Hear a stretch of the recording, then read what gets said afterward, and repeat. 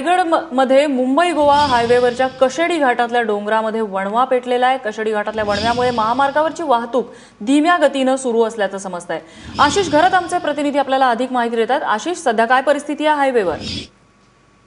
जवळजवळ 7 वाजल्यापासून हा सगळा वणवा लागलेला आहे। आता जवळजवळ 3 तास झालेले आहेत या वणव्याला लागून। आणि या मुंबई गोवा हायवेवरती कशेडी घाट हा मुख्य मार्ग आहे, एकच मार्ग आहे ज्या मार्गाने पुढे कोकणात जाता येतं।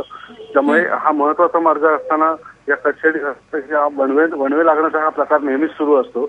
आणि या ठिकाणची एक दुरावस्था अशी आहे की जो पोलादपूर विभाग आहे, पोलादपूर तालुका आहे, पोलादपूर तालुका आणि खेड तालुक्यामध्ये हा संपूर्ण कशेडी घाट भाग आहे।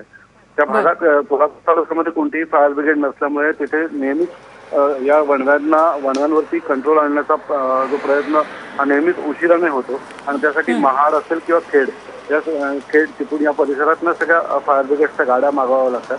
आणि आता सुद्धा त्या ठिकाणी जी अवस्था आहे ती अवघे 2 ते 3 ट्रॅफिक पोलीस या स्पॉट जवळ आहेत, या मार्गावरती आहेत, जे फक्त या ट्रॅफिक कंट्रोल करण्याचा फक्त प्रयत्न केला जातोय।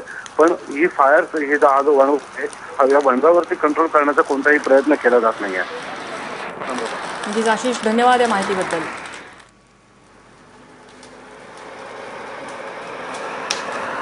तर ही दृश्य आहेत कशेडी घाटामध्ये लागलेल्या वणव्याची। मोठ्या प्रमाणात हा वणवा पेटलेला आहे आणि यामधून जो धूर निघतोय त्यामुळे व्हिजिबिलिटी कमी झालेली आहे मुंबई गोवा हायवेवरची, आणि त्यामुळे इथली वाहतूक ही धीम्या गतीने काहीशी सुरू आहे।